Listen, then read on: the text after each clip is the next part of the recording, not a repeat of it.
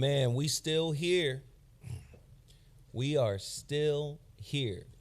The ZoWhat Morning Show back in the building. Let me just start off by saying thanks to everybody that signed up to the Relationship ER Masterclass. It was amazing. The content, the 2-day workshop, seminar, masterclass, it was fire. It was fire. There was a sister who flew up from Mexico who was in studio with us. She was in the audience. We had a couple more people in the audience as well. We had people online. People were watching. People were commenting. And we had a really dope question and answer session at the end. On the second day, I had a sister come in. She's a PsyD. You know, she's a therapist, psychologist. And it was just extraordinary what we laid down. And for those who have been following my career as an author, the way the content was set up, the curriculum was based on my forthcoming book. And when I tell you, I sent sample chapters of the book, an introduction, and the whole layout of the philosophy to my god sister the day before, and she was just so excited. She was like, man, this is such an amazing concept, such an amazing idea. This is going to go far. And she was that much more excited to come on Sunday to integrate the clinical side of the philosophical side that I covered the day before. I want to shout out my homeboy, Reza Islam. Reza Islam supported this big time.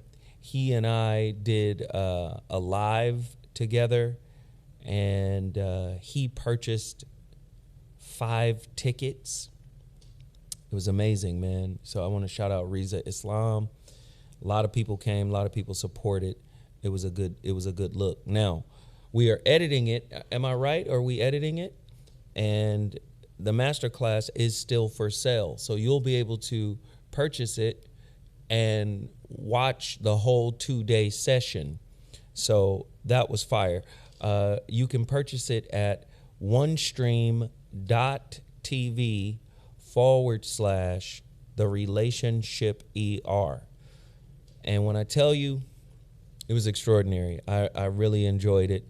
It was a busy weekend, of course, but yo, it was fire. Is there anybody in the chat that actually was there for the masterclass both days? Is there anybody that is in the chat that was there? I want to see y'all in here. I see people coming in. I see people coming in right now into the live. Where y'all at? I mean, I see y'all, but y'all not commenting.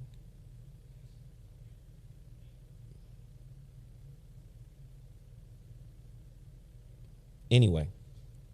Oh, yeah, Truemonger was there. We did have a couple of technical difficulties. I think day 2, there was an interruption in the feed, but we got it right back up. And when I tell you, it was fire. Alicia, do you have the link? Can you put the link to the masterclass up? I'm going to tell you right now, if you want to purchase the masterclass so you can watch it yourself, I suggest you do that right now. Everybody that's coming in, please hit the like button. Please hit the like button, the share button, subscribe, hit the bell icon, do all of that stuff. And if you got it, don't be afraid to support the channel. There's a couple of ways to do it. You can go down to the bottom of the chat. There's a $sign at the bottom of the chat. You can donate to the channel via the super chat, or you could send it directly to me via my Cash App. My Cash App is $sign ZoWhat Nectar. They saying, hey, Alicia. People are saying hi to you. She said, hey, hey, hey, hey, hey.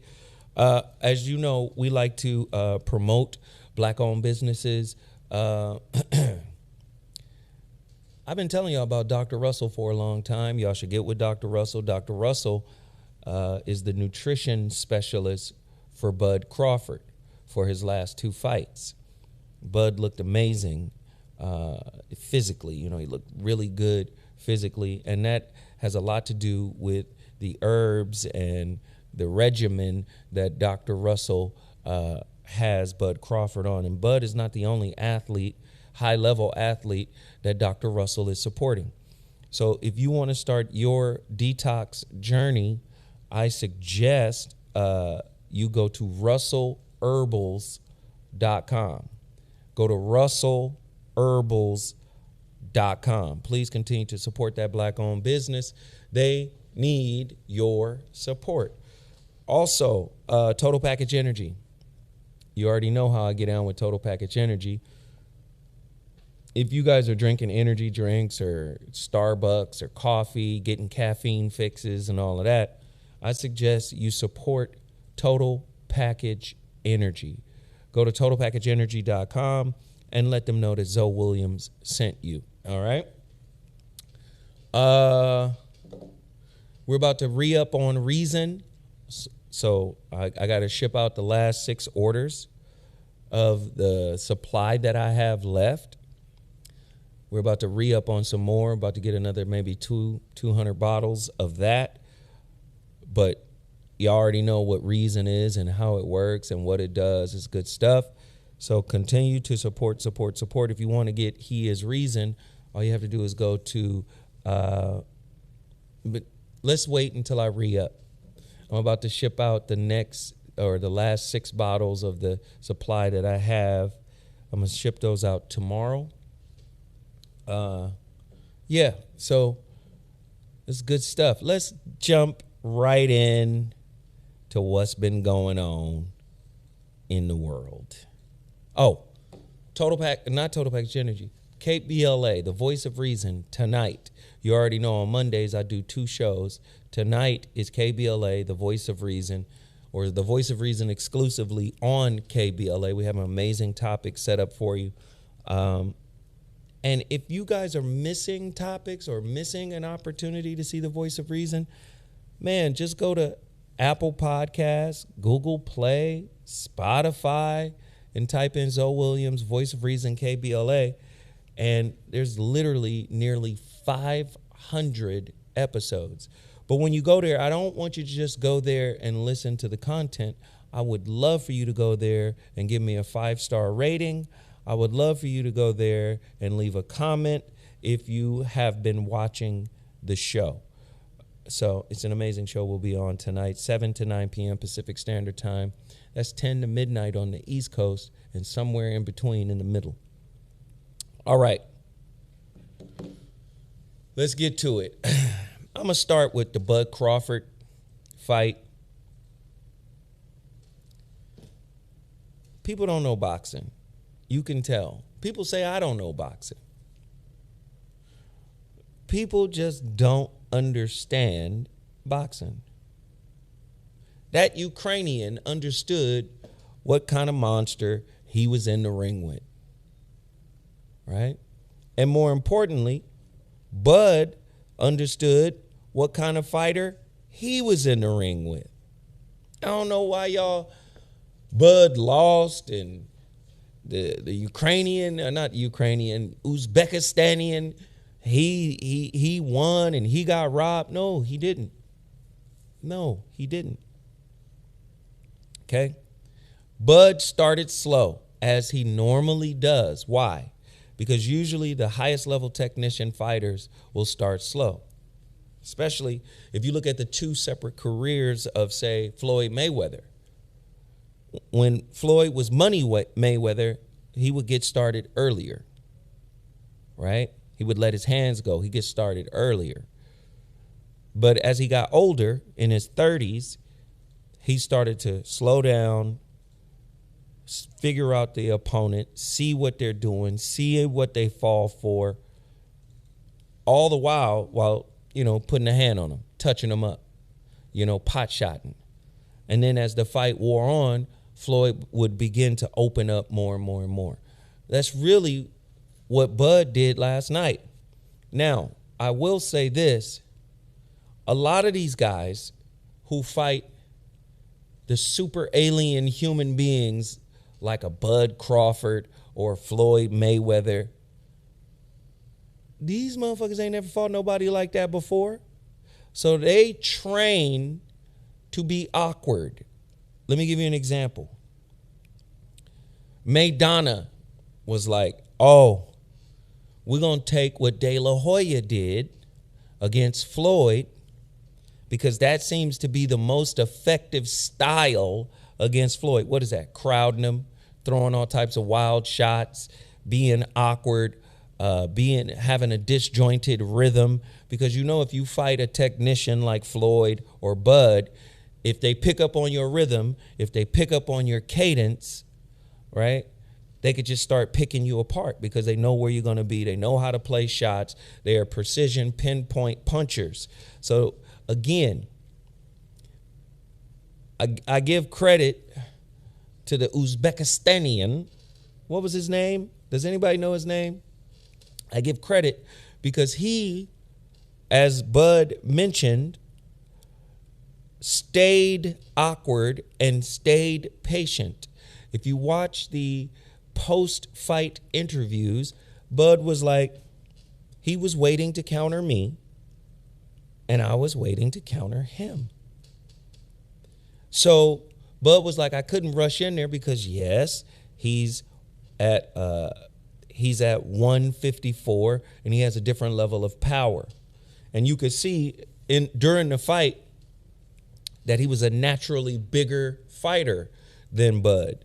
So he carried a wallop with him, you know, and Bud was cautious of that. But as the rounds started to wear on, what did Bud do? He started picking them apart. Madrimov, that's right. He started picking them apart. People say he lost the fight. Did you see Madrimov's face? Did you see that face? And one thing I love about Bud, you can't hit Bud and Bud not hit you back. Bud will hit you back at the cost of being hit. And that's how he ended up with that mouse on his eye. Now, I will say this also.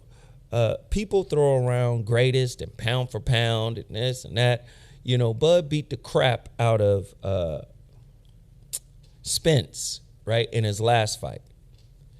And his last 11 fights have ended in knockout. So they figure because he didn't knock this man out, or in our estimation, because remember, most people just want to be entertained. They don't understand the sweet science of boxing. So if you look at the fight again, Bud controlled the distance. Bud didn't get caught up on the ropes, right? Bud was countering everything he was doing, right? But this is the only thing that I would suggest to Bud, because Bud stayed in the southpaw, stance. That southpaw stance opened up the straight right hand for Madrimov. So if Bud would have switched, right, he would have neutralized that. But if he would have switched, he would have opened up himself for the right hook, which is another one of his, or for the left hook, which is another one of his punches, right? Madrimov's signature punches. He would have opened himself up for that hook. So he picked his poison. He stayed southpaw. He stayed patient. And he was willing to live with the right hands that Madrimov was throwing. Unfortunately, Madrimov, as the fight went on, was getting picked off. Bud was catching him with uppercuts. How many uppercuts did y'all see Bud catch him with? Boop, uppercut, bow, perfectly placed. Boop, boop. So did Bud look his best? No. But just because he didn't look his best doesn't mean he didn't win the fight unanimously, right? That guy came in there awkward and stayed awkward, because had he adjusted and tried to get aggressive, because if you watch Madrimov, I've seen a couple of his fights. If you watch him, he starts off faster. He starts off much more aggressive. He's not going to be aggressive against, at the time, a 3-time pound-for-pound champion. He's not going to do that. He understands who he's in the ring with. He understands. So he took his time, and as time went on, Bud started to break him down, right? And what I don't like the commentary. If you mention how many times Madrimov hits Bud, I want you to mention when Bud hits Madrimov. I was sitting in a room full of boxing enthusiasts and people who understand the sport, and we was watching. Man, every time Madrimov hit Bud, Madrimov is doing really well, man. Wow, Bud did in this fight what Pitbull couldn't do in his fight. People get caught up, man. If you watching Pitbull, he's like a Mike Tyson, a little bitty tiny Mike Tyson. No, he's not. Mike Tyson's one of the most skilled heavyweights we have ever seen, right? Pitbull doesn't move his head. That's why he kept getting caught with the uppercut. Remember, styles make fights. Pitbull comes in on a straight line all the time, winging shots. How many shots did Pitbull miss? Just wild shots that were missed. Do you see what I'm saying? Again, I understand you could say he throws punches like Mike, but he's not like Mike Tyson. Mike Tyson had his head bobbing and weaving. Mike Tyson was shorter than most of the heavyweights he fought, but Mike Tyson learned one thing about being short and taking away the advantage of the taller fighter who usually had a longer reach. Mike understood the importance of the jab. Did you see the jab from Pitbull? Pitbull wasn't jabbing to get in like Mike Tyson did in his prime. Mike Tyson would jab to get in, jab to get in, jab to get in, bam, right hand. So sometimes, man, we get caught up on the entertainment side of it. We just want to see a good fight. We want to see people get hit. We want to see people get knocked out. But you could tell that Bud is a class beyond Madrimov. You could tell that. And by the end of the fight, Bud was catching him, especially in what is considered the championship rounds. From 9 to 12, Bud won all those rounds because Bud was the aggressor, right? And Bud was willing to live with the right hands that were coming, but Bud was picking him apart. Your eye, did you see that man's eye? That left eye. Did you see his left eye at the end of the fight? Bud had a mouse. This dude's face, come on, man. Come on. Now, Madrimov, great fighter, strong, and everybody knew, okay, you only had 10 fights, but he had 350 amateur fights. So he understood, right? So he understood, like, oh, this is a seasoned fighter. This ain't just Willy Wonka in the chocolate factory. This is a seasoned fighter. Boom. But Bud won that fight going away. He did win a unanimous decision, and now he's a 4-time champion. My only advice to Bud is you got to understand. This is why I loved Floyd. Floyd figures fighters out in the ring. Just figures them out. Oh, okay. Take a few rounds, figure them out. I'm not saying Bud doesn't do that, but you got to get used to fighting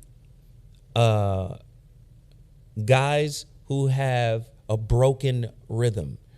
It's easy to pick an opponent who you know their rhythm, you know what they're going to do, and you could just train for that. But when they show you something different, you have to be able to make in-fight adjustments, and I think that's important.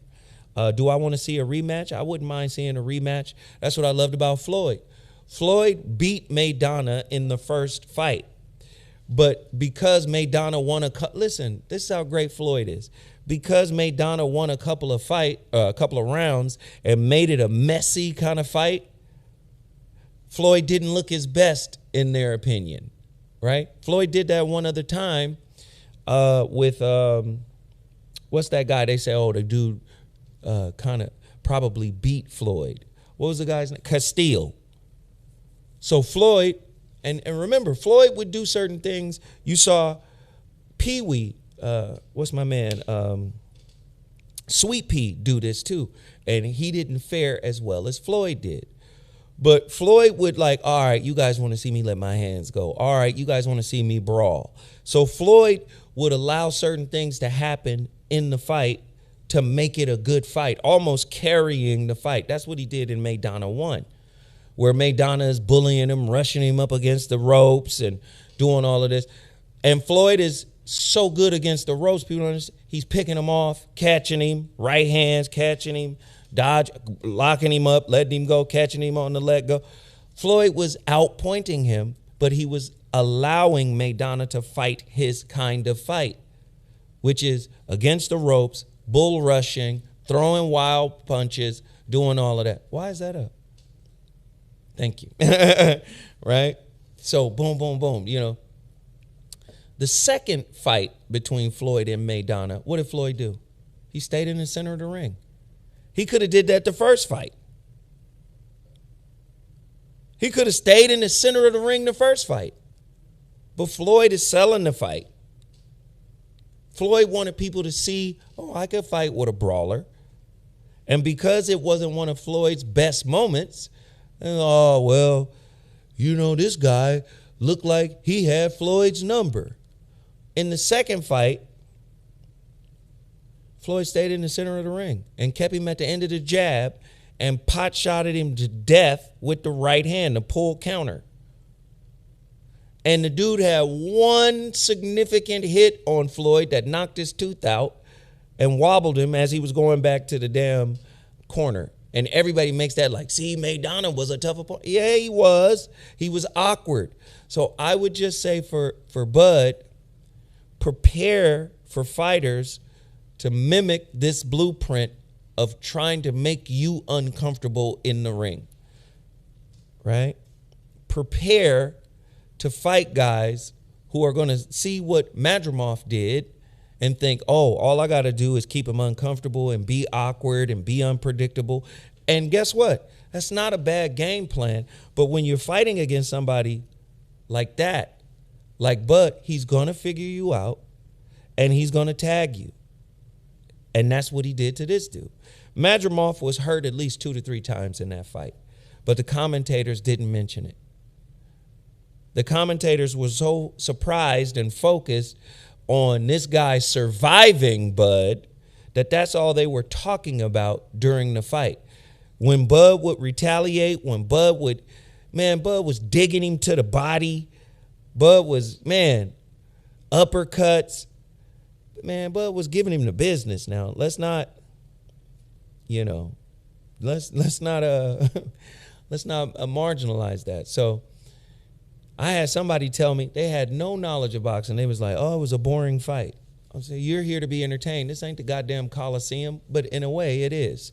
So shout out to Bud. Congratulations, 4-time champion. Now he's in the 154 ranks. But I tell you what, you're going to have to do something different if you ever get an opportunity to fight Canelo, because Canelo's a different kind of guy. Canelo's a different kind of fighter. Canelo's not a fighter like him. Canelo has the toughness of this guy and then some, but Canelo is skilled like you skilled.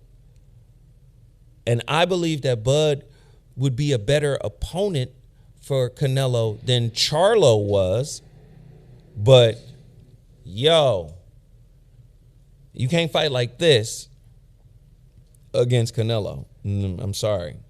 So let's move on to the next topic. Listen, a lot of people are getting this wrong.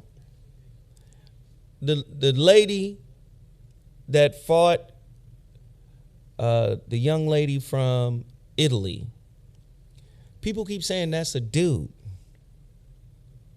That's not a man. That's a woman. He was born a woman. Has a vagina. Born a woman.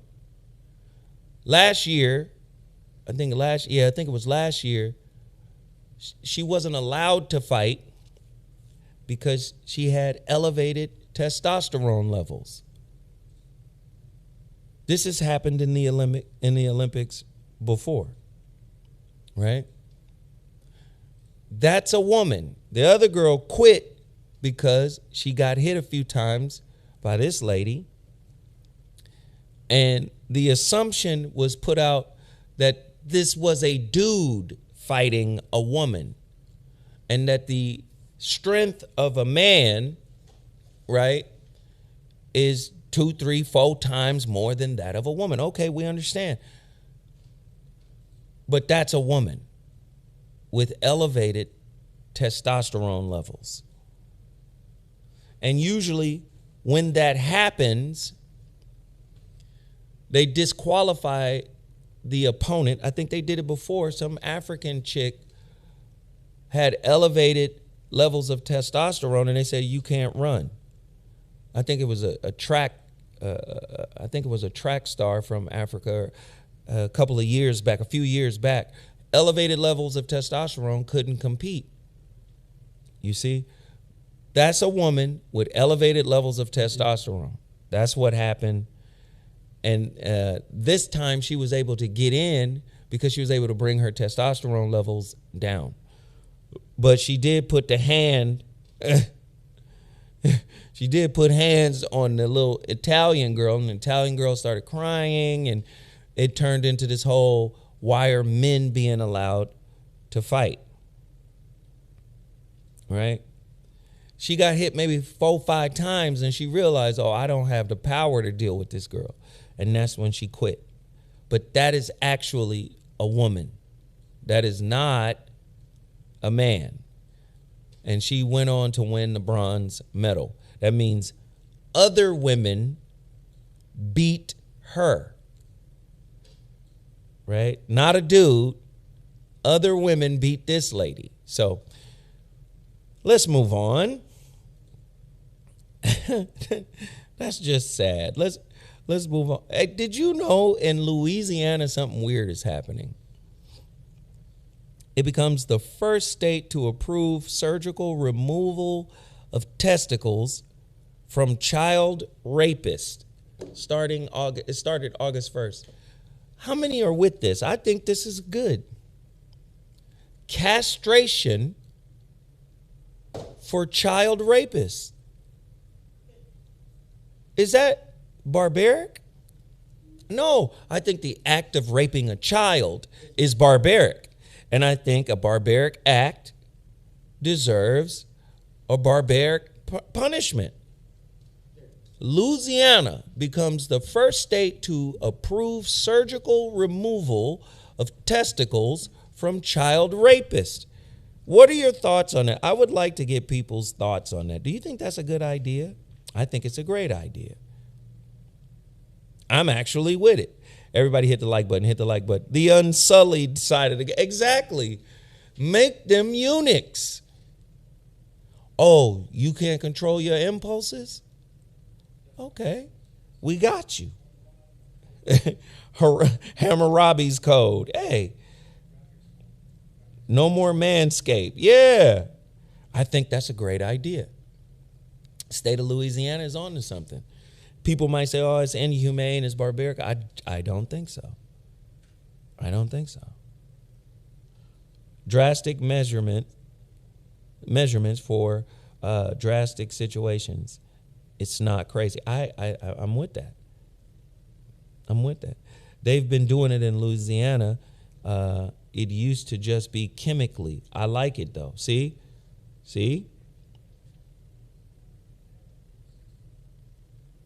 Somebody said, how about remove the whole penis? How about it? Take the whole package away. You mess with a kid, we take your whole reproductive organs away. A hysterectomy. You need a hysterectomy. No longer a him no more. You're a hysterectomy. We're going to give you a hysterectomy. I think that's a great idea. Everybody that's coming in, please hit the like button. Like. Hit that like button. Come on. What up, Dade Soldier? Let me shout everybody out. AOK, Attila, BKS2 Real, Dustin Turner, He Who Thinks, Keith Smith, Khalid Bay. We got folk in the building. Sal 319, Iron Diet. What up? What up? Charleston Coleman. What up? Gavin Russell, Truemonger, Oil Purr. What up? What up? What up? What up? What up? I think I saw, what is this? I Am Your Mind is in the building. YC Don, Cool Guy P215. You already know who that is. That's my homeboy Chris. What up, Chris? Philadelphia in the building. Vernetta Colbert.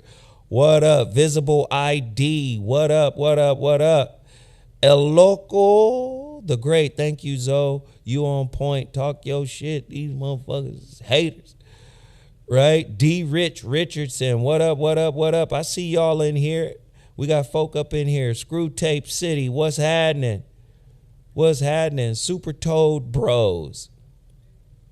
That's how Wilder lost to Fury in the second fight. They gave Fury credit for getting up, not to Wilder for knocking him down. Exactly. Lemon Pepper Stepper, what up, what up? Whoever is holding on or clutching their opponent the most is probably losing the fight. Not necessarily. Ali was great at holding. Tyna got Sugar Ray Leonard was the greatest of Tyna.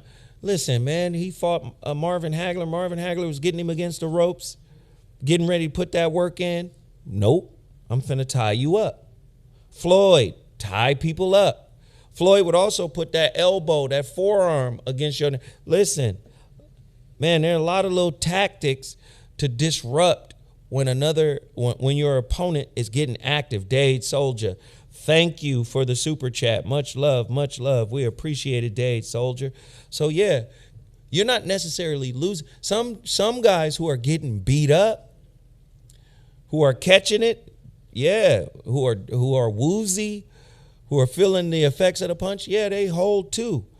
But it goes both ways. You can disrupt a fighter's rhythm by tying them up. And of course, Sugar Ray Leonard was the master of that, in my opinion. But yeah, I think this is a good idea. I think Louisiana is on to something. Is this barbaric? Somebody said Louisiana, state of Louisiana was already doing it, but they were only doing it chemically. But now they're taking the billiard balls. I think that's a great idea. Let's move on to the next topic. Trump, because I'm going to roll through these topics quick. So if you guys are going to support the channel, please do it right now. I'd appreciate it. Don't forget to go to onestream.tv/therelationship and sign up for my masterclass. It's a 2-day session. It's been edited. It's going to go up. You guys are going to have to check it out. It's going to be amazing. But, or it was amazing, I should say. But let's go to this whole Kamala Harris situation. Kamala Harris secures Democratic presidential nomination, making history. Now, Trump came out and said something, and I want to know what y'all think, because our community be divided as hell when it comes to black women. You know, we're in this black man, black woman, gender war. Everything we know about Kamala Harris's ethnic background. Do we know the difference between ethnicity, nationality, and race? Race is a social construct created. It's a created social construct. White people weren't called white people this whole time. They just recently started being called white people universally. Like 200 years ago, maybe 250 years ago, something like that. They weren't always called that. Okay. And now white represents Caucasian. Caucasian, Caucasus Mountain, Georgia, which is part of, I think it was a part of Russia. Now it's its own country. Russians don't like to be called Caucasians because they know Georgians, people from the country of Georgia over there, were the ones that were called Caucasians.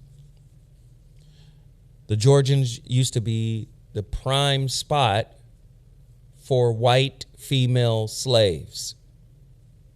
So all of a sudden, now everybody white. It wasn't always like that. Right? Wasn't always like that. So race is a social construct. Ethnicity deals with your cultural piece, right? Like hip hop is ethnically African American. Rock and roll, blues, jazz, gospel, ethnically Black American, or what people are calling ADOS, American Descendants of Slaves, or FBA, Foundational Black Americans, right? So just understand that. Like, people don't know the difference. So you have nationality. Then nationality is the country you were born in, right? That's how you get Foundational Black American, or ADOS, American Descendants of Slaves. You got to understand something about the slave process. Before, they were robbing a country of their people by stealing people and transporting them over to the Americas. The majority of the slaves that came from West Africa, you have to remember, there's a whole grouping of slaves or countries and cultures and ethnic backgrounds that were brought to the west coast of Africa and shipped. But the majority of those slaves went to, you guessed it, Brazil. Okay? The ones that came to America, we are those descendants, right? So nationality, the country you were born in. A Nigerian descendant, or somebody who is from Nigeria, ethnically, culturally, and nationality-wise, they're not the same as somebody who was raised here. Now, we're the same in terms of we're melanated. We're the same in terms of we're probably more than likely related. When I say probably, trust me, I know the African is related to the African American. I know that we are the same people, which is why I wanted to throw away all of these damn concepts. It was the great Krishnamurti who said, conceptual thinking keeps man separated. The bottom line is, black folk on planet Earth, I've been saying this shit, can be classified as everywhereians. Why? Because every ancient culture that was ever established started off black. Whether it's Asian, Asian means what? It's an Arabic word. Asia just means east. Asia means east. That's where we get the word Oriental. Oriental comes from the word orient. Orient yourself to the east. That's all that is. Okay? We get caught up not understanding. So is Donald Trump on some bullshit when he says Kamala ain't black?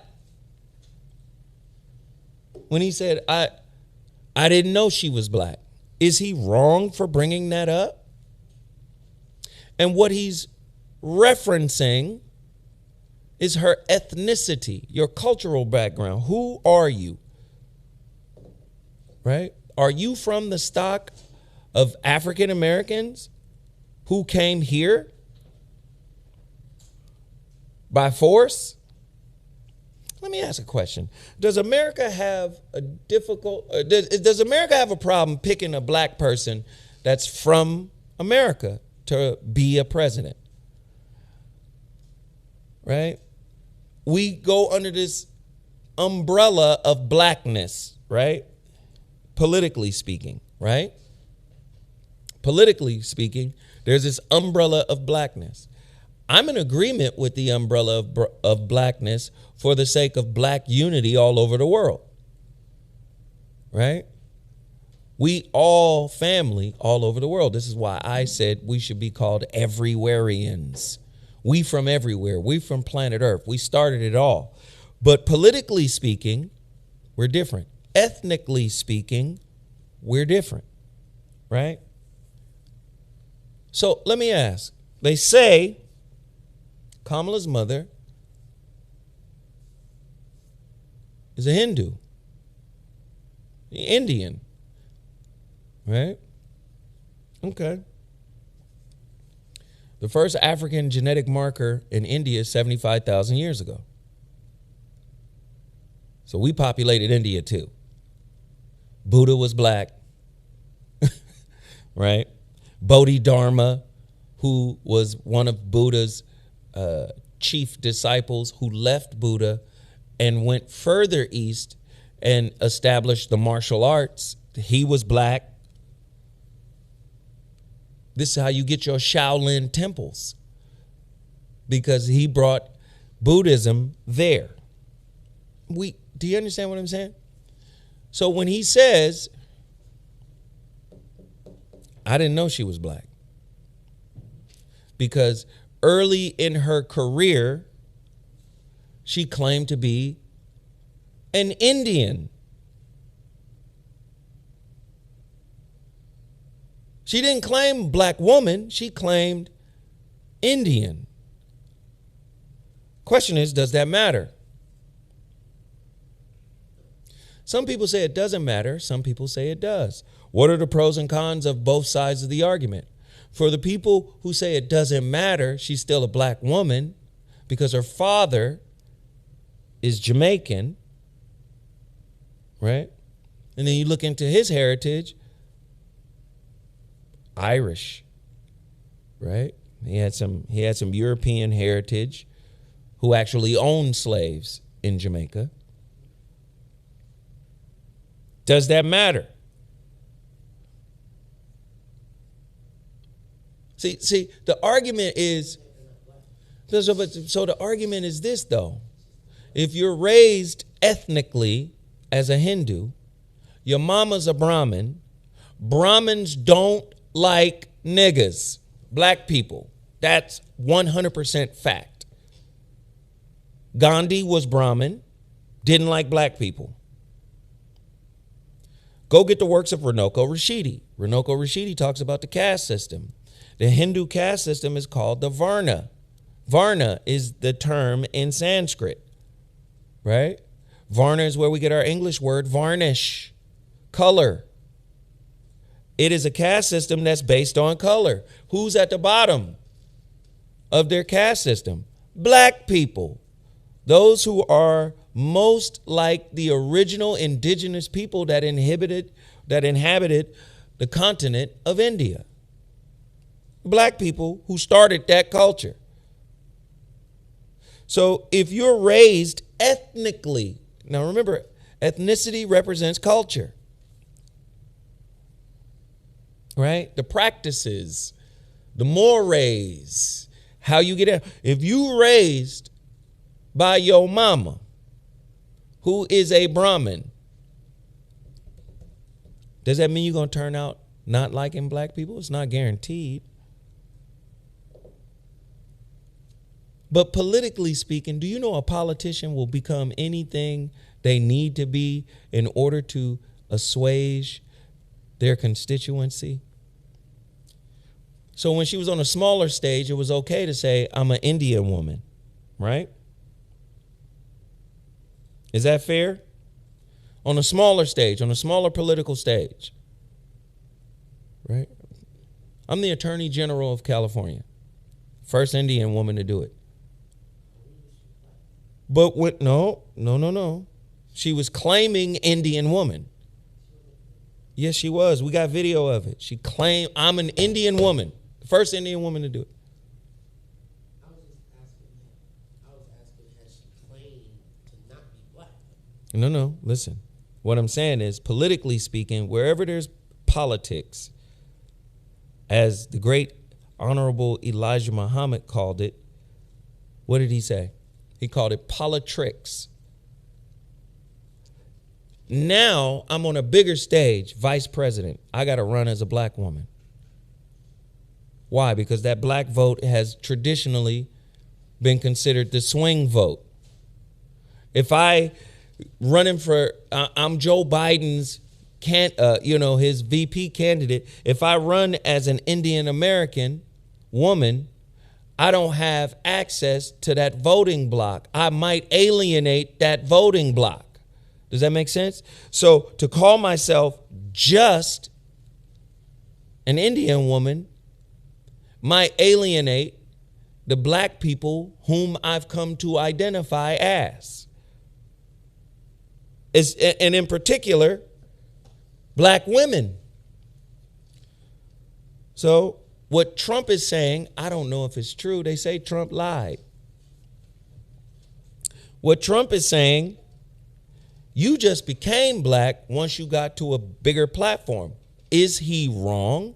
Once you got to a bigger political platform, you started touting blackness? It's a question. Somebody's asking, can they call in? I would love for you guys to call in. Hey, Mike, can they call in? Is there a way people can? I think we have that functionality.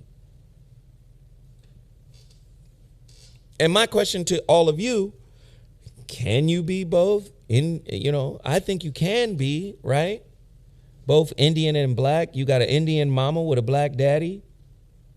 I think you can be. The point that I'm trying to bring up here is quite simple. Just know when you're being played. If you're a black woman, you're a black woman. That's fine. We love black women, right?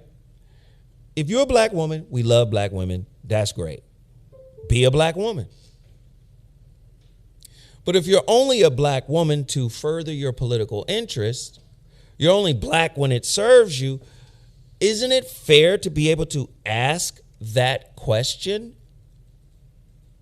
Like, how come you didn't represent black like this, hardcore like this, before you became VP? Now, some people will say, well, I know her. I knew her. I went to school with her. She went to Howard University, but so did Rachel Dolezal.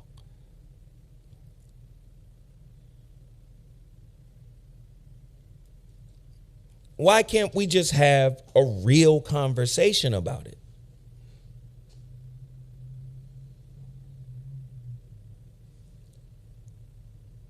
Right? And my question also is, does America not want an FBA grown, an ADOS grown president? Does America not want that? Because the two people that we've gotten to this point have not been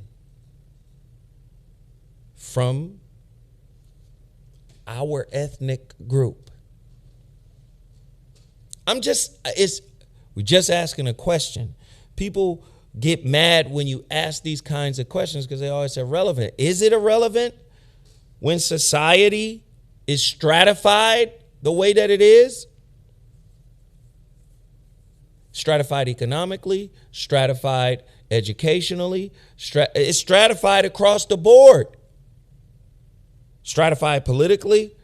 So we got all these differences, but we don't want to have no conversation about what might be a really big discussion that needs to be had. Like, y'all don't want nobody that was born in Chattanooga,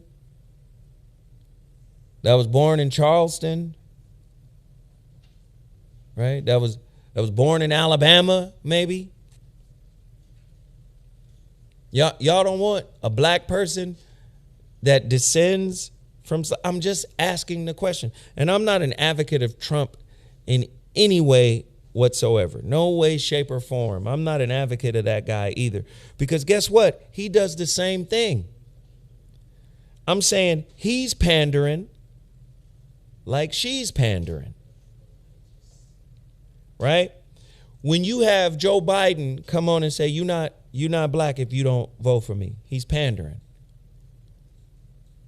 What he's basically saying is the liberal side of things have your interest matters to us. And if you don't vote for us, you're not voting for your own interests, right? And when he got in office, were the interests of black folks satiated? Black folks still getting killed by police.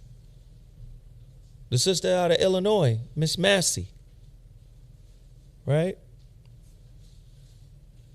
Shot in the face. I rebuke you in the name of Jesus. Shot in the face. And she called the police. So clearly there's still a huge bias against black folk in America. The black folk that were raised here. The black folk that were imprisoned here at first. It's an important question to ask. I'm not trying to support Donald Trump's argument. But I think Donald Trump might be speaking from a political space. You're black when it serves you. He was like, I didn't know she was black. And then the media jumps in and says, Donald Trump is lying again. He's lying about Kamala Harris's ethnicity or her race. Right? Vice President Kamala Harris has faced a barrage of attacks about her race, including one from Donald Trump, who claimed Harris happened to turn black only recently. During a question and answer session with the National Association of Black Journalists on Wednesday, the former president questioned, is she Indian or is she black? My answer to that directly would be she's both. Her mama is Indian and her daddy is black. Black Jamaican, right? A black from Jamaica. In short, there it is. She's both. The presumptive Democratic nominee is both the first black and Asian American vice president. The vice president was born in California, while her father, Donald Harris, was born in Jamaica, and her mother, Shyamala Goplin, was born in India. Harris has spoken openly about how she grew up appreciating both cultures. Trump's remarks is particularly strange, seeing as during her 2020 presidential run, Harris made headlines after calling Joe Biden's past record on race and school busing. She called him out. There was a little girl in California who was part of the second class to integrate her public schools, and she was bused to school every day. That little girl was me. She's identifying with ADOS. She's identifying with FBA. So many people are making this argument that she's not black. I would say she is black. But the question is, politically speaking, ethnically speaking, is she ADOS or FBA? And why does that matter?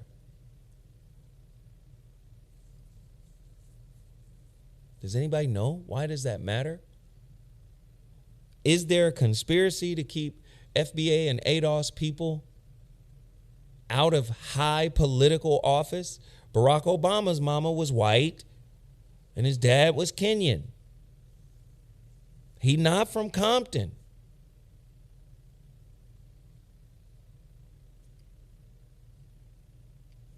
This is interesting.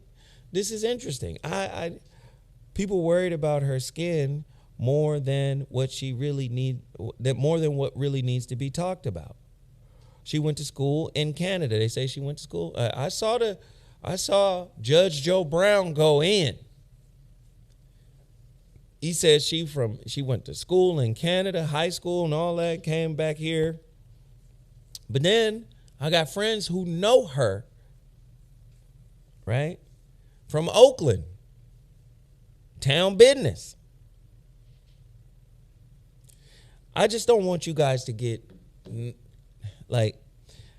don't be so happy to be pandered to. is what I'm trying to say.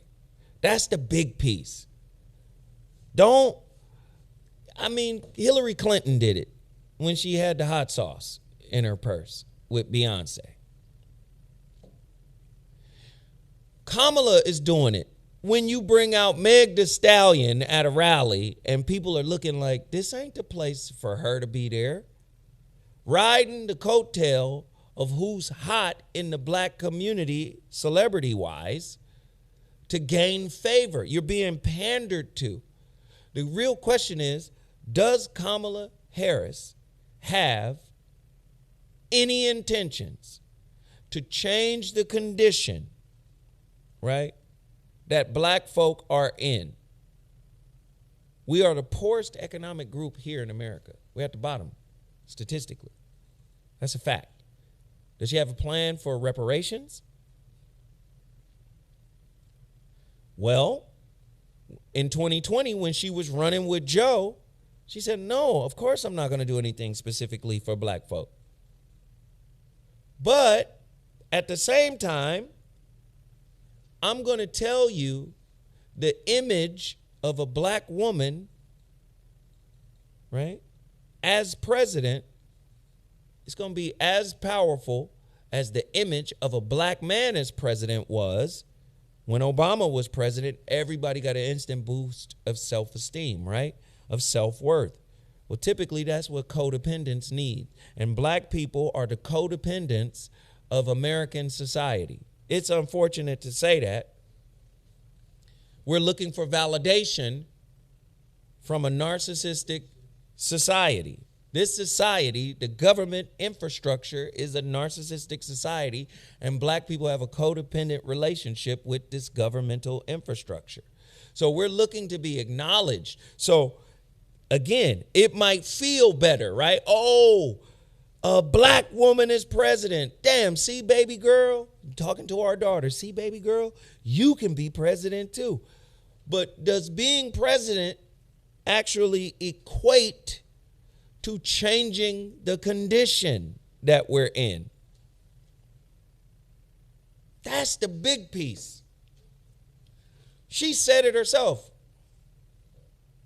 I'm not going to do nothing specifically for black people. She said, what I will do will not only help black people, it'll help everybody. That's what she said. I'm not doing nothing specifically for black folk. And my question is it wrong for black people to ask the government that amass all this power, that amass all this wealth off of the backs of our people, to not do something specifically for us? Is that a bad ask? I'm asking, what are you going to do for us? If I vote for you, will you ensure that, let's think about it. I'm not going to have to worry about student loans. I'm a descendant of a slave. Slaves gave America its wealth. That's the bottom line. Slaves gave America its wealth. You built your wealth off of the backs of black folk. Are you going to do something for my vote, or you just going to take my vote and get in office and we're going to rev up? This is the most important election season in the next 4-year cycle.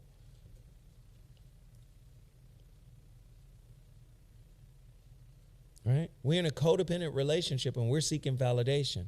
So yes, it would be very validating and it would feel exceedingly amazing to see a black woman as a president.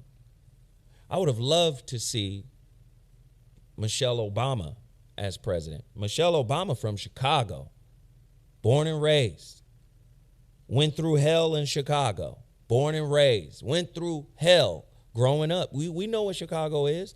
Michelle Obama, I would like to see that.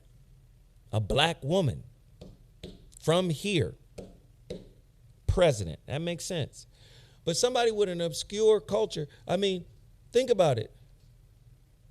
How much different is Kamala from Drake?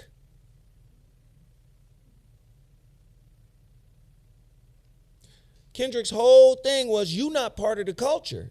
They not like us. And this is not about promoting, right? This is not about promoting division amongst melanated people. I believe all melanated people should come together. Do you remember those old FOI magazines? And on the back of the FOI magazine, you had the Nation of Islam reaching across the Atlantic, holding hands with the brothers from other parts of the world. I think if we stop, like, do you understand what I'm saying? Race is a construct that white people put together, right, to consolidate their numbers. And even in consolidating their numbers, they still don't have the numbers that we have. So when Drake is telling, or when Kendrick is telling Drake, you not like us, you're a culture vulture. Remember the whole section when he was like, remember Atlanta during the formative years of the country, and they started building railroads off the backs of our people? The simile that he created, the metaphor that he used. You go to Atlanta to get your swag, you go to Atlanta to get your speak, is Kamala Drake. You got Meg Thee Stallion twerking at a convention. Listen to what, do you understand? I'm not trying to condemn the sister. I'm trying to get us to think and see shit clearly. We think emotionally. Remember, patriotism is a type of religion. It produces a fanatical mind, which is why Trump's numbers, the white folk around the country, yeah, he represents us. Do you understand? White folk love him because they feel empowered, right? They feel like my voice is heard. We got somebody that's like us. Do you understand? But they don't understand that Trump is cosplaying too. Do you think it's okay for political people who are running for political office, if they are not actually black, they're just melanated, do you think it's right for them to cosplay as African American? That's a heavy question. Do you think it's okay to, because didn't Drake do that? Drake from Canada. He got a black daddy and a Jewish mama. No disrespect. Right? Hip hop is an ADOS FBA creation. Black folk. We created hip hop. That's our shit. And it influenced the world. And it influenced fashion. It influences the way we talk. So my question is, if that's not your ethnic toolbox, because remember, nationality, where you were born, where you from. Ethnicity, the cultural toolbox, how you relate culturally, right? And then race, right, which is a social construct. I believe that anybody that's melanated is a part of this larger original man tree. That's why I say we are everywhereans. We from everywhere. There's no continent on planet Earth that has an ancient society that didn't start off black. Nowhere. Nowhere. White folk be like, well, we're Atlantis. Atlantis was discovered by some Greek philosopher, just the writings of it, by the way, some Greek philosopher in Egypt. So even your story of this mythical Atlantis that was this wonderful place for highly advanced white folk, the story itself comes from Egypt.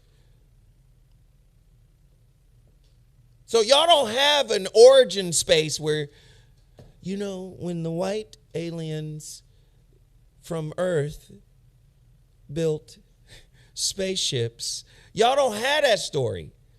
But black people got that story all over the world, right? You see the Kemetan king, with the uraeus on his crown, which is the hooded cobra. You see the hooded cobra in India too, don't you? Buddha. The cobra came up behind Buddha, giant cobra, opened his hood to shade Buddha from the sun. This is all black stuff. Niggas, nagas, negus, negus, all these words are related. King, supremacy, the serpent kings, all the way in Asia. From Asia, Africa, America, whole 9 yards. All this stuff started black. And when I say black, I mean everywhereian. Does that make sense? A damn everywhereian. Everywhere there was culture, there were black folk. South America, La Venta, you're talking about the Olmecs. That's before Aztecs. That's before Mayans. That's the Olmecs. They call that the mother culture. The Olmecs. They call them the mother culture. Okay, cool. And then when you find out, you start doing research on the Olmecs, you look at them Olmec heads, who they look like. Do they look like the folk, no disrespect, do they look like the folk that, I don't want to say this, damn. Do they look like the folks at Taco Tuesday serving the tacos? No. You pull up them Olmec heads. Aisha, can you pull up an Olmec head?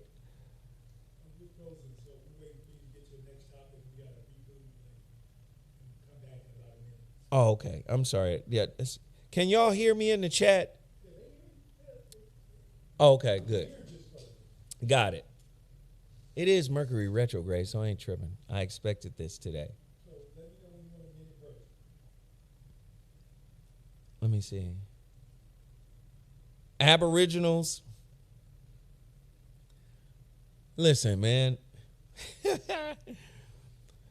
Like, we the everywhereians, man, and we get caught up. And I'm just asking a question. Like, all a politician has to do is have dark skin and mimic our culture to get our vote. I'm just asking, is that what's going on? Or is this a bona fide sister? Aisha, do you see her as a bona fide sister? You a sister. You see her as a bona fide sister? Yeah. Mike, you see her as a bona fide sister? Absolutely not. Why? Well, let's just talk about some of the things she did when she was a prosecutor. What's her views on the opiate versus her prosecuting all those black men for crack cocaine? That was a sentence of 20 times larger than powder cocaine. How did she feel when she prosecuted and, a lot of black women are, oh yeah, I love her, blah, blah, blah. But can we say that she's a part of breaking up the black family? Ooh. She participated in that? And you basically saying, based on her political record here in California, that she behaved in an anti-black way. Is that what you're saying? I'm saying that she might have put her career values ahead of her cultural values. And if you've already done that once, what makes me think you're not going to do it again? But you know what? Gilbert Arenas just did it. How so? When he talked negatively about the South Sudan team. Okay. And if it was flipped, if South Sudan was talking about us, we would be tripping. He basically was like, we almost lost to some Africans. They ain't even got no damn gym. Oh my God. He was like, they from the tribe of the boo-boo-boo. He was being real disparaging. And really, not only was he anti-black, he was anti-African. So, and if the shoe was on the other foot, and a lot of other people that were listening to him talk like that was there, they was like, oh, no. We not doing that. Do you see what I'm saying? He made a distinction, like, that's the boo-boo tribe. And they don't even have a damn gym. And they almost beat the greatest players in the world, and they ain't got, he basically was like, they poor. First off, that's a country that just came into existence, 10 years ago? And you had a player in Luol Deng who used to play for the Lakers and the Bulls. I think he was drafted by the Bulls and eventually made his way to the Lakers, right? That guy took a lot of his money because he the coach. He built the whole program for him. So he paid out of pocket and not getting paid to raise that team to a certain level. So instead of saying we almost lost to the basically quote unquote, y'all remember this when we was younger, we almost lost to the African booty scratchers. Remember we used to call each other that shit in school? Especially if somebody was dark. We'd be like, oh, that's an African booty scratcher, nigga. So he basically almost went to, we almost lost to the African booty scratchers. That's not offensive? It all depends on the way you take it. But I'm saying if it was flipped and they was talking, yeah, we would be offended by that, right? Yeah. Oh, that's my point. So it shows the disconnect, right? When I see black folk from all over the world, I see black folk. And of course, different cultures, different belief systems, different ideologies, right? But that's the reason why we're not together. That's why we're not a force. Alfred Korzybski, the definition creates the condition. When we allow ourselves to be defined by the oppressor, it creates a condition of how we interact. Right? And I'm a fair guy. If I'm a unify with Nigeria, Nigeria needs to talk about reparations. Because on your end, you sold Africans into slavery here. So you were doing business too. So I'm an equal opportunist. Hey, if we fuck with Nigeria, Nigeria fuck with us, and we brothers on different sides, oh, say we cousins, say we first cousins, right? Fine. Settle up with your first cousins because y'all got us over here on some fuck shit. And I'm just talking about a small group of us. I'm not talking about the indigenous us that was already here. I'm talking about the ones you sold from your crib to over here. Settle up with us, fam. But they can come back with the argument, well, aren't you guys better off? Aren't you in the most Don't matter. advanced You country? still owe us. Okay. Don't matter. I'm a fan of Game of Thrones. Right? Every kingdom is in debt to the Iron Bank. And the ADOS and FBA folk over here, we the Iron Bank. Thank you. We the Iron Bank over here. Y'all owe a debt. In Nigeria, if you look at the Nigerians are one of the wealthiest ethnic groups in America. They got a household median of $100,000 a year. Okay, y'all still got bread. Y'all got to pay the Iron Bank. Y'all the Lannisters. A Lannister always repays his debt. That's their saying in the Game of Thrones. A Lannister always repays his debt. Okay, Nigeria, repay your debt. You owe your family because you did that. Is that fair? If we're going to go after America, we made America rich. America owes us a debt. We should go after Nigeria too. Let's settle this up so we can squash this family difference. But you know how it is with family and money. You might not get your money back from your family. Am I off on this? Does this sound strange? That's why I'm asking, if you're, politically speaking, you lead with, I'm an Indian woman for a while. And then when the opportunity manifests itself, right, it's an advantageous opportunity to now put black in front of Asian. Maybe it was Asian in front of black before. I don't know. Maybe it wasn't.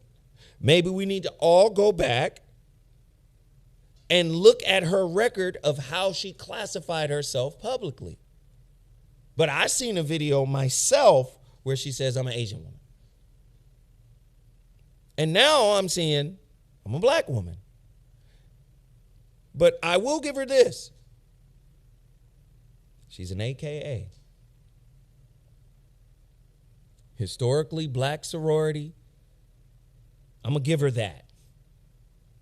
She went to a historically black university, HBCU. I'm going to give her that.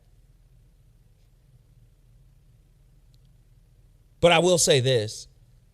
Just because you went to a HBCU don't make you black. The HBCU is the toolbox for the ethnic, right, black experience in academia. And I love that, right? I fucking love it. But does that make you us? What makes you black? Right? Well, again, you remember the three categories here: race, ethnicity, nationality. Those are the three things. Her nationality is American, born in California. That's off the table. What is her ethnicity? Now, according to her, in the article that I just read, she says she pulled from both cultures. But when she said both cultures, she was talking about Hindu, her mama, and Jamaica, her daddy. Now, maybe she misspoke. Maybe what she was saying is, my daddy is black, and I'm pulling from black culture, which can be interpreted as ADOS or FBA. Or maybe she was talking about Jamaican culture, because Jamaican culture has a different culture, ethnically speaking. They're part of the crown. Hold on, it's a little different though. They're part of the crown. They're colonized. The queen.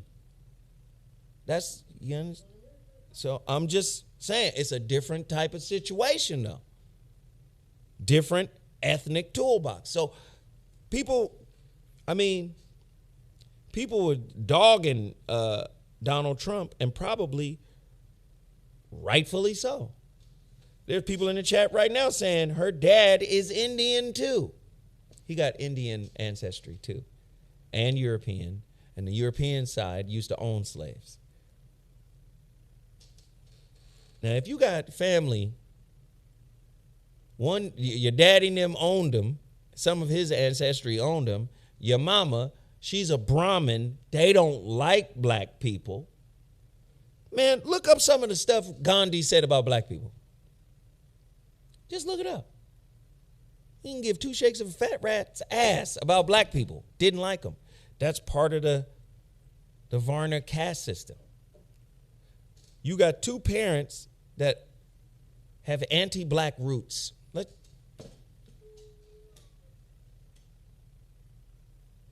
No? No, I didn't say that. We talking about their ancestry, what they did, who his people. We talking about them. We're not saying Jamaicans are anti-black. You need a mic if you gonna talk. Get that mic. I want to hear what you got to say. I'm just asking.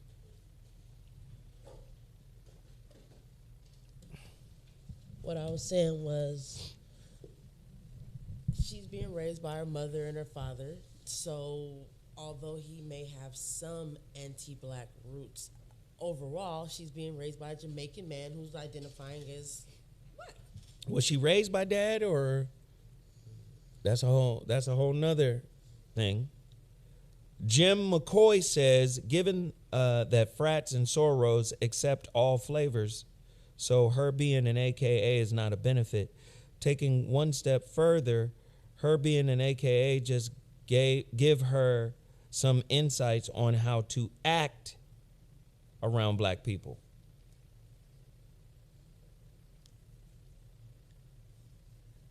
I think the Howard University experience, along with the experience of, becoming a soror, I think that is a classic black woman experience in America.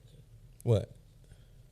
Her going to Howard. Going to Howard. That is a being classic black in woman the sorority. experience. And it's not like she's coming in there and she has no racial background that qualifies her. She's not an Anglo-European coming in. But are there any correlations between her and Rachel Dolezal? Because Rachel Dolezal got the blueprint of blackness at an HBCU and became the president of the NAACP in her state by mimicking and pantomiming blackness and a specific type of blackness. We know American blackness is different than African blackness, right?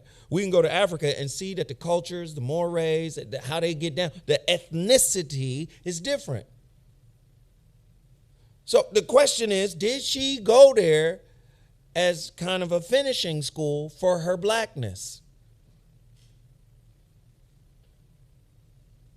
to assist her political aim? I can't say.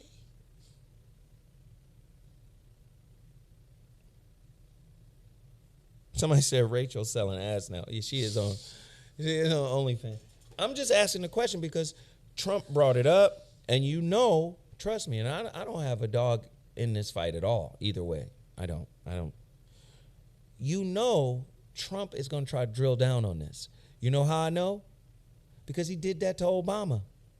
Remember the whole birth certificate thing?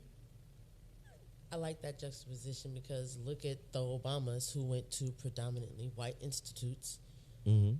And for her to choose to go to an HBCU, I think most people would feel that the Ivy Leagues would give you a better starting ground for political aspirations. By name alone. Because most people understand that when you're looking at the curriculum at the HBCUs, especially Hampton, Howard, I think Xavier, like there's some schools that in the HBCU cluster that are on par with Ivy League or even better. Because at the HBCU, in the HBCU culture, it is, we are better. That's what I love about that. We are better. They push, we can be better than the standard. So I love that about the HBCUs. And many people, and then also there's some trickery too. And I'll tell you how. I had a friend who was at Tuskegee, and they were studying something, and when they decided to transfer to a PWI, predominantly white institution, they wouldn't accept their credits because it was an HBCU. So you see, and I'm just saying, that's why it's important to me with those types of discriminations going on. Listen, it's important to not play black. If you black, like the black African Americans be talking about, if you black like us, please be like us. If you're not like us and you just acting like us, that's some narcissism, because narcissists know how to act empathetic. But really, narcissists have no empathy. And I always say the politician is a narcissist because they're out for their own good. They're not out for the good of the people, but they pander to the people. That's like love bombing with the narcissist. It's because it benefits them. That's why. I'm going to get validation. You see what I'm saying? So I'm just trying to analyze this thing. I don't have an opinion on it either way. You know, you get people that are from Polynesia, right? We Polynesian, we not African. But then you get other people from Polynesia that be like, nah, we black. Yeah, we had this argument with, recently somebody said The Rock was saying he wasn't black. His daddy is black. Legendary wrestler, right? He's black. Mama is Polynesian. But how did those people get to Polynesia? So when you talk about modern humans coming out of Africa, some of them went through Asia, right? Or what is now being called the Middle East, right? Which is still Asia, because Asia means east, right? The Middle East, the middle of the East. Okay. So, right? And then you had people who went through the Atlantic, right? And down into the Indonesian and Indian Oceans and all of these other places. And that's, you get over to Australia, Aboriginals, right? Aboriginal. Somebody said Rock claims his blackness. Good. I love it. If The Rock claims his blackness, that's great. I love it. He's a brother.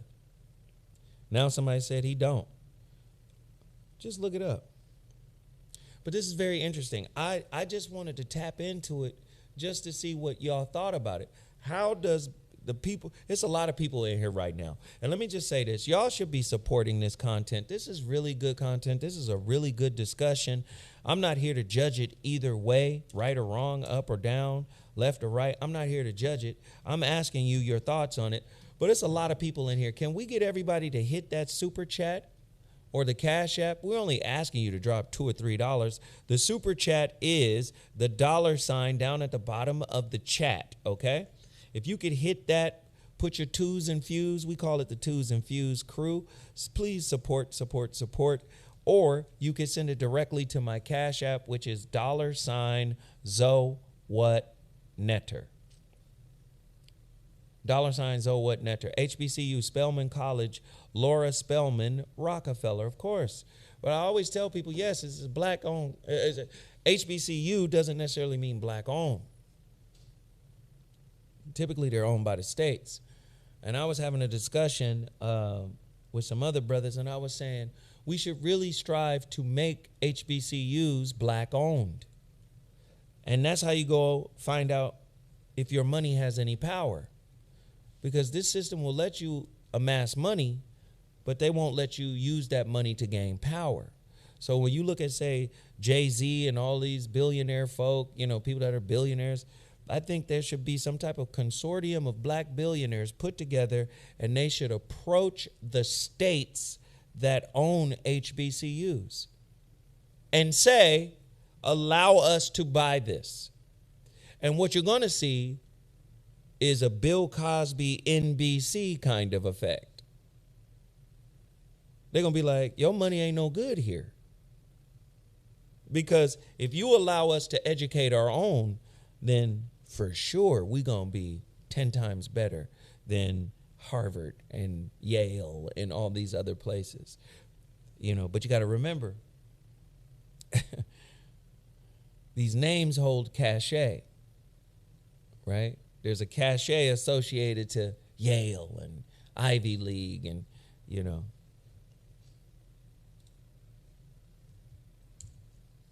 This is good. Do I have another story? I think I do. This is good. Everybody hit the like.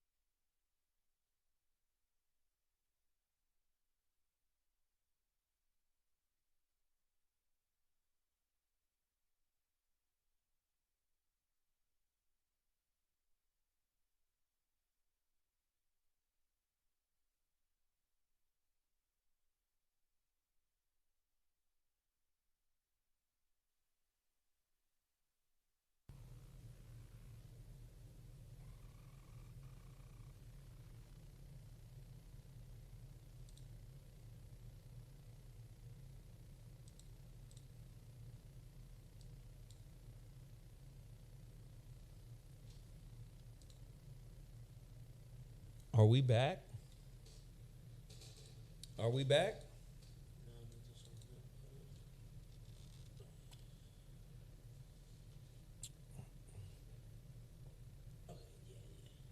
We back? We're back. See if they We back. They say they see me. Sean Wells, email me right now. I'm going to the damn post office tomorrow. Email me right now, Sean Wells. And I was agreeing with you, Tracy, what you said. I think it's manipulative when you're appropriating, your blackness in certain rooms. It's almost kind of like political code switching. But I wanted to have the conversation, right? I just wanted to have the conversation to see what y'all thought about it, to see if you guys look at it the same way. And in particular, I want to know what black women think, right? I want to know how y'all feel about it. As black women that were, born here in America, that descend from slaves, does that matter? Or do you just see it as she's a sister and we're going to ride with her? I'm very interested.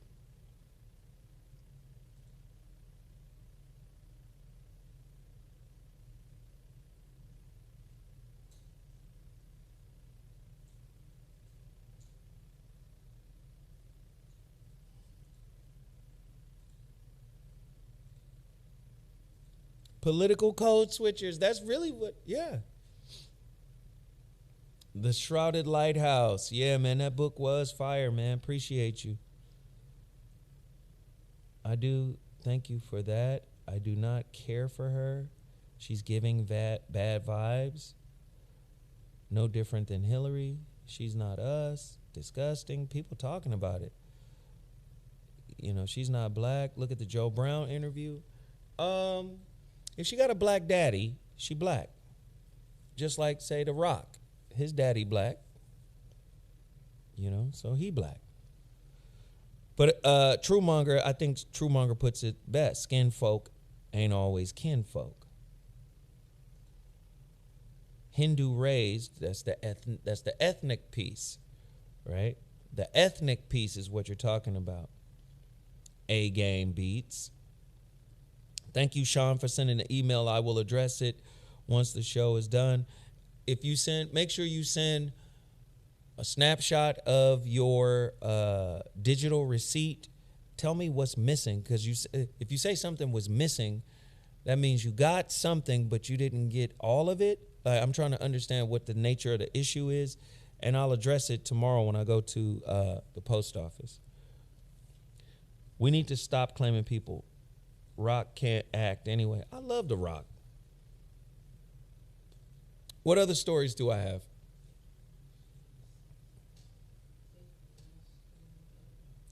Hey, Judge Joe Brown went in. I respect the elder. Judge Joe Brown was on the ZoWhat show many years ago, man, and he proved to me not only is he highly educated, he's sharp. And, he delivers from an experiential as well as a scholarly space. A lot of people try to laugh him off like, he's a joke, but he is no joke, to be honest with you now. He is no joke. It does matter. However, she's powerless and has to play the game. She's been trained for the game for decades. I agree. Every brother ain't a brother because of his color. Could very well be undercover. Chuck D, Public Enemy. Halo Orange is stupid. Yeah, no. Hey, Judge Joe Brown wasn't playing on that interview. I listened to it the other day. I said, man, he not playing. And what's interesting about Judge Joe Brown, he adds the ethos to his argument, which is the experience, and I was there, and I know who she talked to, and he adds that experiential piece, man, which is the Lagos and the ethos. He adds the facts. Her granddad owned slaves and is Indian and Irish. I hear it. I hear y'all. And you know what's so silly? Donald Trump will say something crazy about Kamala Harris. And black people be like, see, Donald Trump got our back. No politician really got your back. I need you to understand that.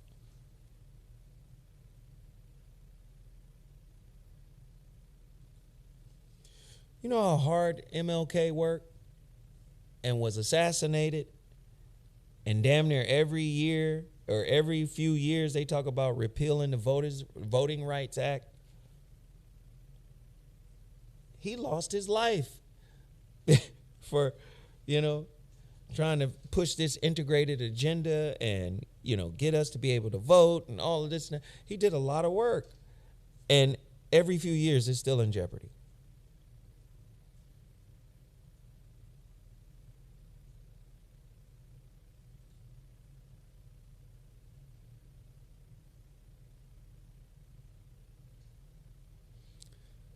Man, I saw Cornel West the other day, last week. That's a solid brother. That is a solid brother.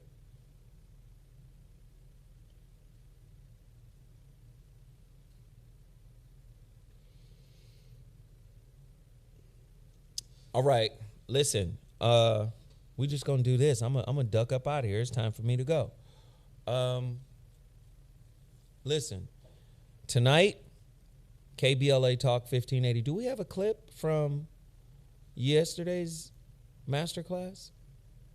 Do we want to show a bit of it?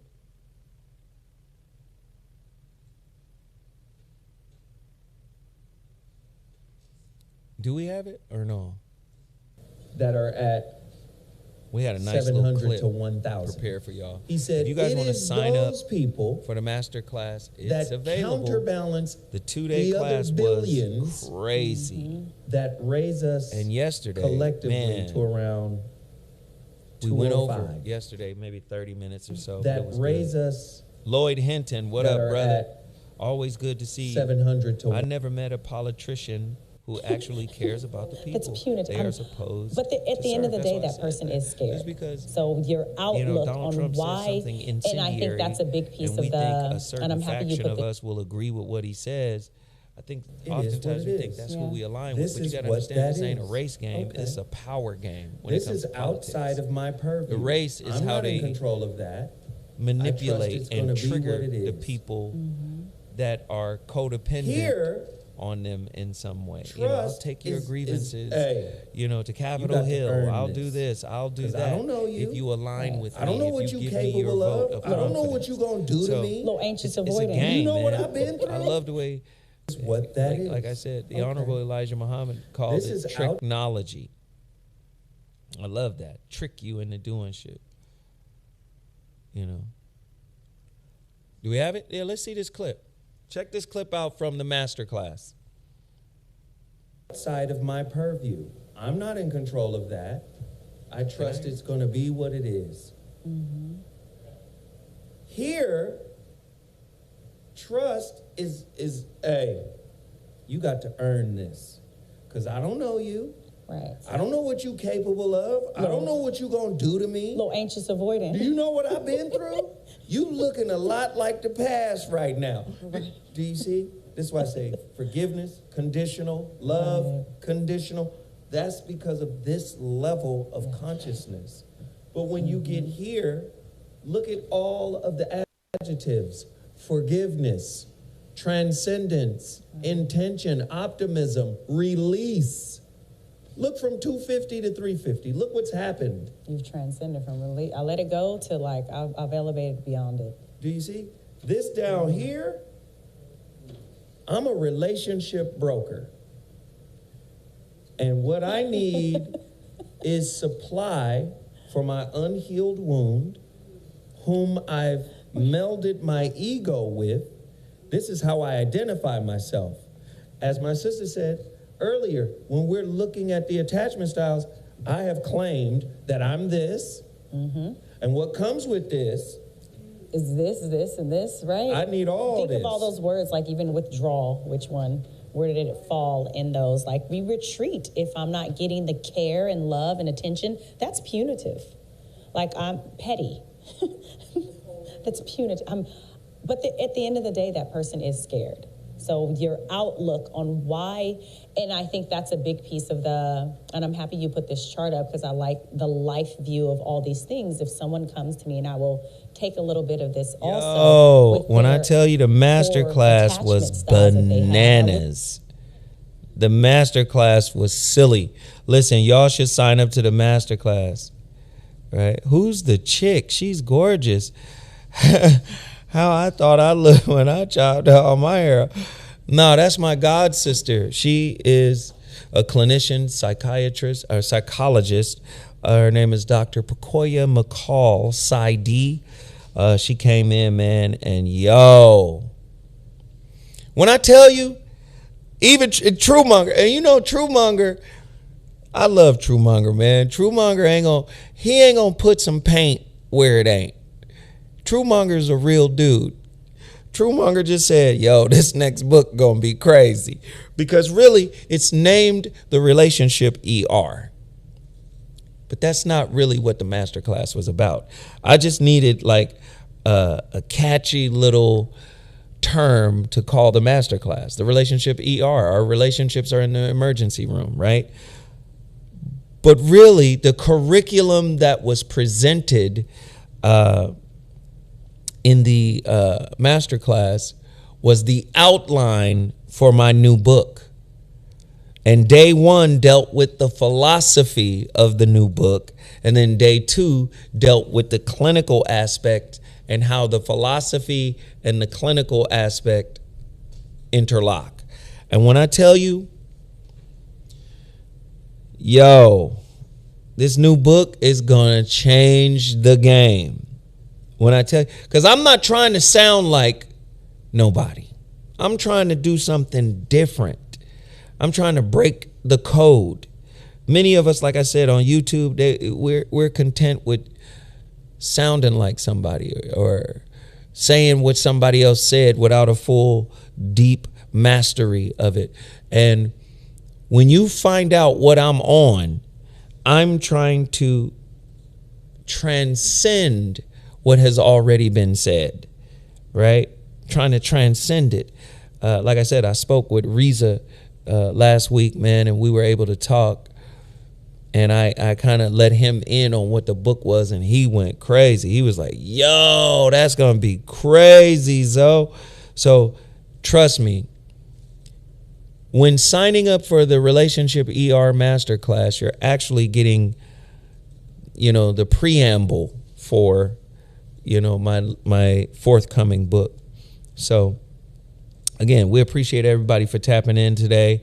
Hey, Lady KB78, I appreciate you, Lady KB. Thank you so much for your super chat. Now, we didn't do that well today on super chat, and it's okay. It's all right. We appreciate anything we got from anybody. Every little bit counts when supporting this channel. I hope you guys enjoyed the discussion. I just wanted to open up some questions to see how y'all felt about things and inform you of, tonight's show on KBLA Talk 1580, The Voice of Reason, my relationship show, as well as just, get a feel of what's been happening, right? Yes, that's the Cash App. $ZoWhat Netter. I've got to sign up for your reading, Seafood. What reading? Oh, you talking about the book? Oh, the book is gonna be crazy.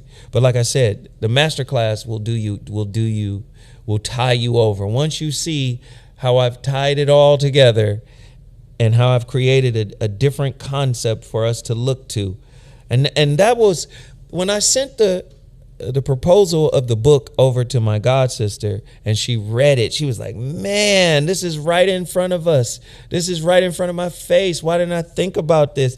And she was like, I've been thinking on the clinical side of how I can deconstruct all of these theories and concepts that have been put in place. And when she came in, she was on fire. Like, she was literally on fire. It was an amazing show. All right, you guys. I appreciate everybody for tapping in. I'll see y'all later on tonight. KBLA Talk 1580. Zoe Williams, Voice of Reason. I'm out. Deuces.